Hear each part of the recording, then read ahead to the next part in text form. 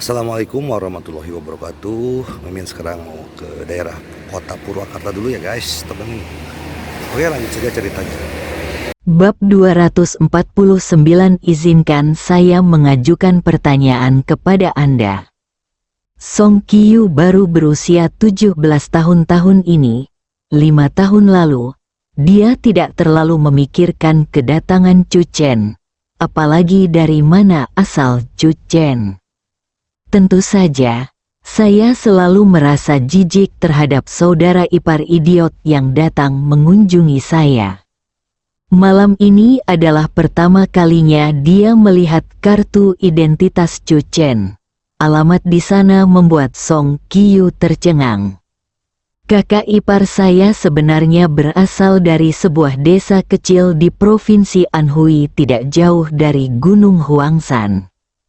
Bagaimana kakak ipar bisa datang ke Canceng dan dipukul oleh saudara perempuan ketiga? 5 tahun kemudian, mengapa keluarga kakak ipar belum datang menemuinya? Pada saat ini, tanda tanya muncul di benak Song Kyu. Tidak dapat memahaminya. Setelah memeriksa kartu identitas Chu Chen, Gusan mengembalikannya kepada Chu Chen dan tersenyum. Maaf telah membuang-buang waktumu, kamu boleh pergi. Ayo pergi. Chu Chen menyimpan kartu identitasnya, menatap Gusan, dan tidak banyak bicara. Setelah Song Yan masuk ke dalam mobil, Song Kyu pergi. Mungkin sesuatu yang besar telah terjadi dalam 2 hari terakhir. Song Kyu berbalik dan bergumam pada dirinya sendiri. Berhenti, setelah Song Kyu menepi, Chu Chen berbalik dan berkata sambil tersenyum, "Sayang, kamu bisa mengemudi." "Bagaimana denganku?" Song Kyu berseru. "Kembalilah dan lihat kapan mereka akan pulang kerja." Song Yan terkejut. "Apakah kamu curiga mereka menjadi sasaran?" "Tapi aku baru menyadari bahwa mereka memeriksa setiap mobil yang datang dengan sangat ketat," kata Song Kyu ragu. "Kadang-kadang jika kamu tidak melakukan cukup banyak hal di permukaan, mudah bagi orang lain untuk bergosip." Chu Chen berkata sambil tersenyum. "Ada banyak orang yang membenciku di Canceng. Mungkin seseorang ingin memeriksa latar belakangku. Seperti orang ini malam ini triknya adalah mendapatkan informasi kartu identitas saya tanpa ada yang menyadarinya. Untuk itu Gusan, dia hanyalah penegak hukum. Dan dia bahkan menjual bantuan kepada saya. Jadi mengapa tidak melakukannya?" Murid Song Kyu menyusut. "Bagaimana kamu bisa membuktikan bahwa seseorang benar-benar ingin memeriksa saudara iparmu? Jika mereka mundur dalam waktu setengah jam, saya yakin 80% mereka akan datang untuk saya. Seseorang ingin memeriksa latar belakang saya. Bagaimana jika kita mundur setelah setengah jam?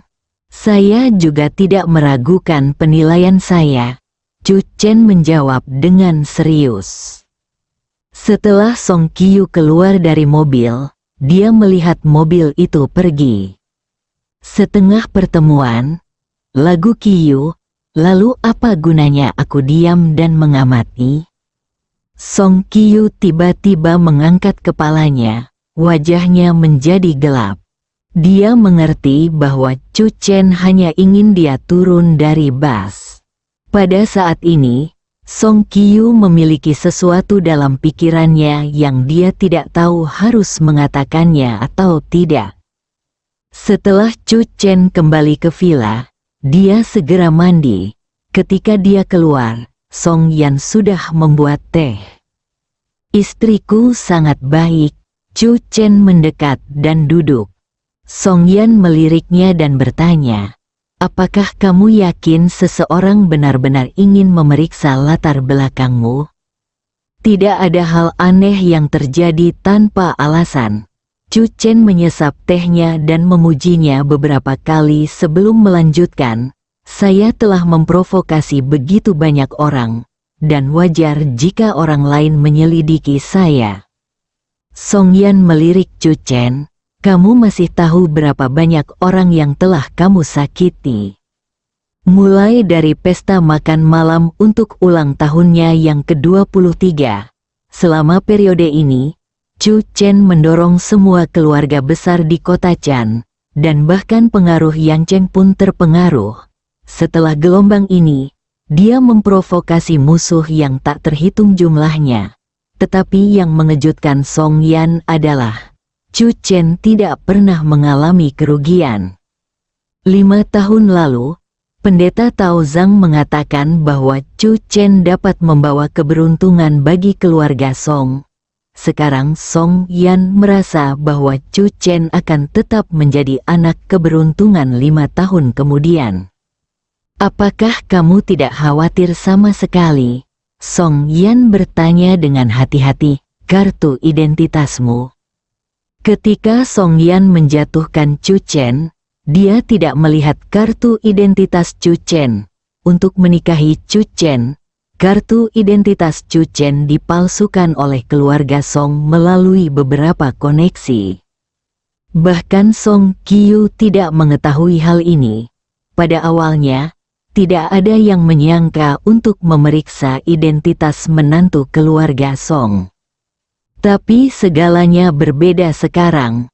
Menantu dari keluarga Song ini tiba-tiba menjadi salah satu nama paling mempesona di kota Chan, dan tidak dapat dihindari bahwa orang-orang akan merindukannya. Tidak ada gunanya khawatir. Chu Chen berkata, kami tidak tahu siapa yang menyelidiki informasi saya di balik layar, dan kami tidak tahu apa niat pihak lain. Ketika pihak lain benar-benar mengambil tindakan, kami akan menanganinya.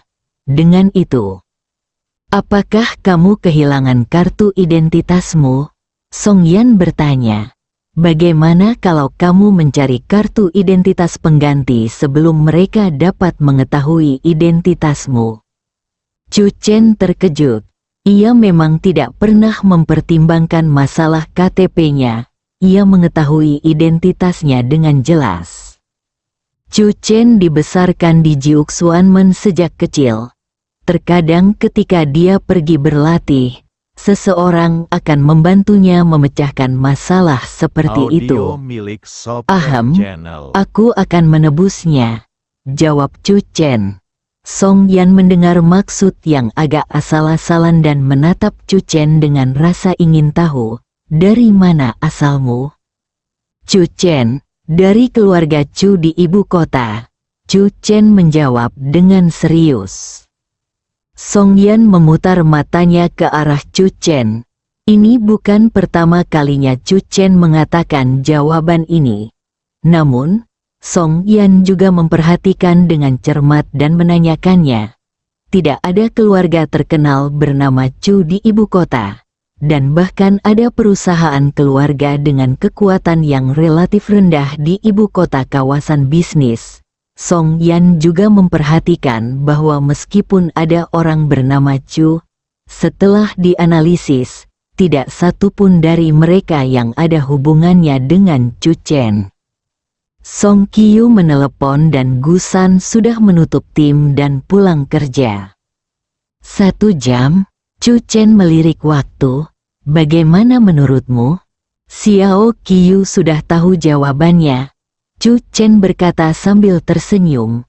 Dia bersembunyi di kegelapan dan mengamati. Meskipun Gu San membutuhkan waktu 1 jam untuk menutup tim, inspeksi selanjutnya jelas santai. Itu pada dasarnya hanya untuk pertunjukan.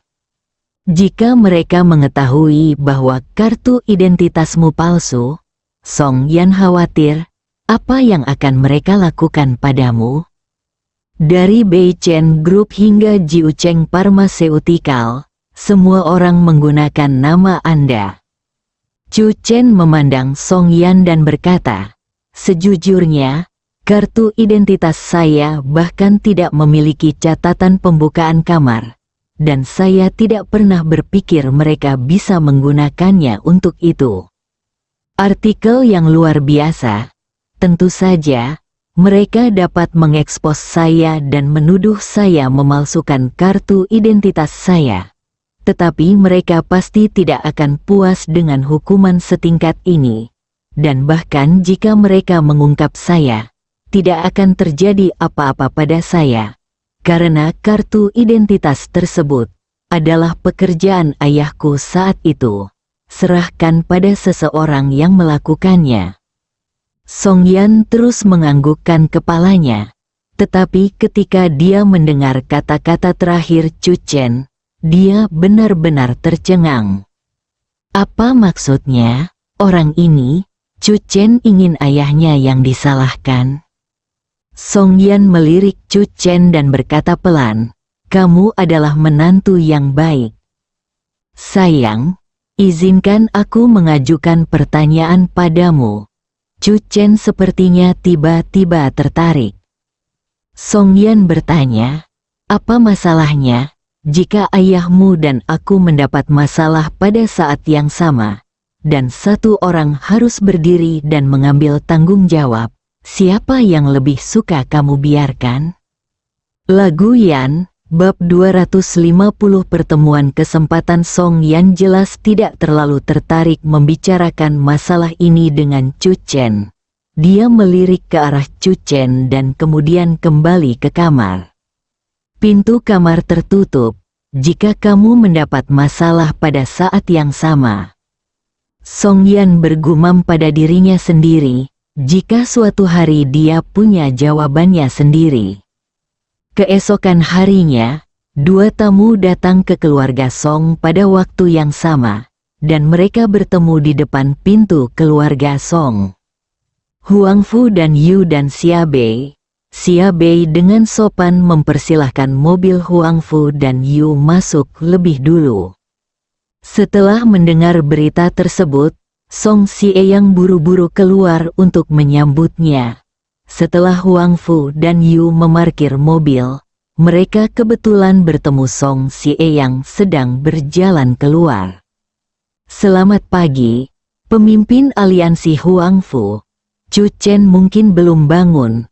Aku akan meminta seseorang pergi dan meneleponnya." Song Xie yang tahu di dalam hatinya bahwa Huang Fu dan Yu datang ke keluarga Song hanya untuk Chu Chen. Song Xie yang juga mendengar tentang apa yang terjadi di Yangcheng tadi malam, dan juga terkejut. Huang Fu Heiyu menghargai Chu Chen lebih dari yang dia harapkan. "Tidak, aku mencari Xiao Qiu." Huang Fu dan Yuda melambaikan tangan mereka. Ketika Song Qiu datang dengan ekspresi bingung di wajahnya, Huang Fu dan Yu meletakkan tangan mereka di bahu mereka dan berkata, "Ayo pergi ke tumpukan bunga plum."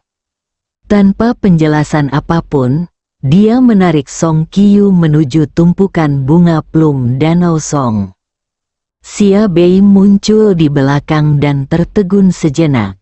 Huang Fu dan Yu Feng datang ke keluarga Song dengan tergesa-gesa, hanya untuk berlatih taruhan bunga plum dengan Song Qiu. Tentu saja, mereka tidak tahu bahwa Chu Chen telah menetapkan tujuan tumpukan bunga plum untuk Huang Fu dan Yu. Hanya setelah selesai, standar yang disyaratkan oleh Chu Chen dapat dipenuhi, dan tinju 9 cincin dapat dipraktikkan. Bagi Huang Fu Heiyu, yang telah berlatih tinju 7 cincin selama beberapa dekade, godaan tinju 9 cincin seperti murid Shaolin biasa yang melihat Yi Jinjing dalam film blockbuster seni bela diri. Chu Chen adalah biksu penyapu Shaolin di hati Huang Fu dan Yu. Raungan menyakitkan Song Qiu datang dari kejauhan. Dengan kekuatannya, secara umum tidak mungkin untuk berdebat dengan petinju yang melampaui seorang Grandmaster. Tetapi Huang Fu dan Yu membutuhkan pendamping, dan mereka juga mengetahui hubungan antara Song Qiu dan Chu Chen. Jadi mereka memiliki niat untuk melatih Song Qiu untuk menyenangkan Chu Chen. Kekuatan Song Qiu meningkat setiap hari, yang membuatnya merasa sakit sekaligus bahagia. Song Sieyang merasa Xia Bei agak aneh hari ini. Biasanya Xia Bei tidak bisa duduk diam dan minum teh bersamanya. Ketika dia tiba hari ini, dia tidak hanya duduk bersamanya sepanjang pagi, tetapi juga banyak berbicara tentang kawasan bisnis Canjeng. Semalam, Xia Bei sepertinya sangat tertarik dengan berita di dunia bisnis.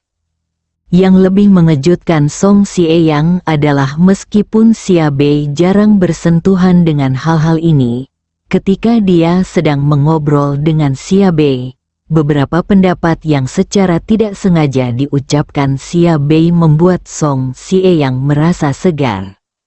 Song Sieyang melirik Xia Bei dan diam-diam menghela nafas di dalam hatinya. Dia benar-benar layak menjadi anak dari keluarga kaya. Ayah, Xiao Bei, pagi, Chu Chen dan Song Yan berjalan ke aula berdampingan.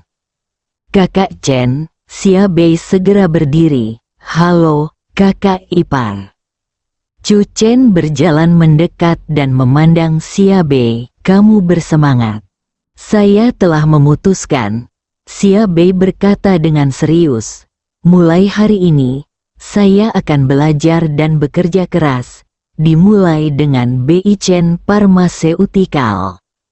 Dari ditipu hingga Chu Chen melampiaskan amarahnya, pengalaman ini terlalu mengharukan bagi Xia Bei. Saat tumbuh dewasa, dia menganggur dan tidak melakukan apa-apa karena ada dua kakak laki-laki di rumah. Dia merasa tidak perlu berjuang untuk apapun. Senang rasanya menjadi generasi kedua yang kaya. Tapi tadi malam, Xia Bei mengerti, ketika sesuatu benar-benar terjadi, saya tidak memiliki cukup kekuatan dan saya akan membiarkan orang lain menindas saya. Mata Chu Chen bertemu dengan mata Xia Bei. Setelah beberapa saat, Chu Chen tersenyum tipis dan berkata, saya menelepon Anda kemarin karena saya ingin mengatakan bahwa Bei Chen membutuhkan bantuan Anda. Xia Bei mengangguk penuh semangat. Tepat pada waktunya, Bei Chen akan resmi didirikan pada hari Senin, dan sekarang kita memiliki Jiu Cheng Pharmaceutical di tangan kita. Song Yan berkata, kami benar-benar membutuhkan tenaga kerja hari ini, dan kita harus berjuang dalam pertempuran pertama Bei Chen Pharmaceutical. Ayahku berkata bahwa keluarga Xia akan menginvestasikan dana tambahan ke Bei Chen Pharmaceutical. Saat ini, Xia Yanhuan juga masuk dari luar. Beritanya sudah terkonfirmasi. Produk yang akan dibawa keluarga Qian ke pasar benar-benar bertabrakan dengan produk kami. Apalagi, keluarga Qian sudah mulai mempersiapkan investasi di saluran periklanan. Pada saat itu, akan semakin sulit bagi produk baru kami untuk menembus hambatan keluarga Qian. Ini harus dipertimbangkan dalam jangka panjang, Song Yan berkata. Saluran Nintaun Pharmaceutical mungkin dapat berperan pada saat-saat kritis. Xia Yanhuan, Song Yan, Xia Bei, dan bahkan Song Sieyang juga duduk dan mendiskusikan masalah terkait Bei Chen Pharmaceutical. Chu Chen tampak agak tidak pada tempatnya. Setelah memikirkannya, Chu Chen masih berjalan keluar aula. Dia tidak pergi ke tumpukan bunga plum. Meskipun dia tahu bahwa Huang Fu dan Yu sudah ada di sana, Chu Chen yakin Huang Fu dan Yu tidak akan bisa bertemu persyaratannya begitu cepat. Saat keluar dari rumah Song, dia berjalan di sepanjang jalan. Suasana hati Chu Chen menjadi lebih tenang dan tenang. Dan dia tanpa sadar mengingat beberapa hal yang dia alami selama periode waktu ini. Sejak dia merobek perjanjian perceraian, Chu Chen telah memutuskan untuk melindungi gadis yang telah memperlakukannya dengan baik selama 5 tahun dan menerima kecantikannya. 5 tahun, mulut Chu Chen bergerak sedikit. Mungkin 9 tuan mengira aku pulang setelah turun gunung, dan keluargaku mengira aku masih di gunung. Chu Chen harus menghela nafas. Orang-orang ini sangat berhati besar. Sebuah mobil melaju melewati Chu Chen.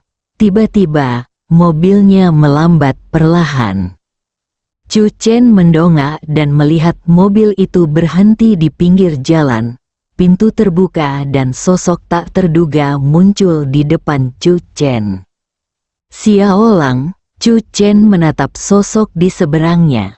Meskipun orang lain mengenakan topi tinggi dan hanya separuh wajahnya yang terlihat, Chu Chen masih bisa mengenalinya secara sekilas. Gadis yang hidup untuk kakak laki-lakinya yang sudah meninggal. Chu Chen harus mengakui bahwa ketika dia mendengar cerita tentang apa yang terjadi pada Xiao Lang, dia sangat terkejut. Xiao Lang tampak sedikit terkejut. Dia tidak menyangka Chu Chen akan mengenalinya secara sekilas. Chu Chen, kebetulan sekali. Aku tidak menyangka pertemuan kedua kita akan terjadi di pinggir jalan. Xiao Lang memandang Chu Chen dengan rasa ingin tahu. Jelas bingung mengapa menantu Song yang terkenal ini keluarga di 2 kota itu ada di sini di siang hari bolong. Berjalan-jalan di pinggir jalan. Chu Chen berpikir sejenak dan berkata dengan serius, "Jika saya mengatakan bahwa saya hanya karena bosan dan berjalan-jalan, apakah Anda percaya?" Xiao Lang terkejut sesaat, lalu mengangguk, "Saya percaya." Chu Chen penasaran, "Mau kemana?" Nona Xiao. Xiao Lang juga seorang publik figur. Chu Chen tentu saja terkejut saat muncul sendirian di jalanan Canceng di siang hari bolong. "Aku akan bertemu seorang teman." Xiao Lang memandang Chu Chen. "Karena kamu bosan, kenapa tidak ikut denganku? Bagaimana? Temanku adalah wanita cantik." Mata Chu Chen sedikit melebar. "Apakah Anda masih menggunakan perangkap madu?" Bersambung.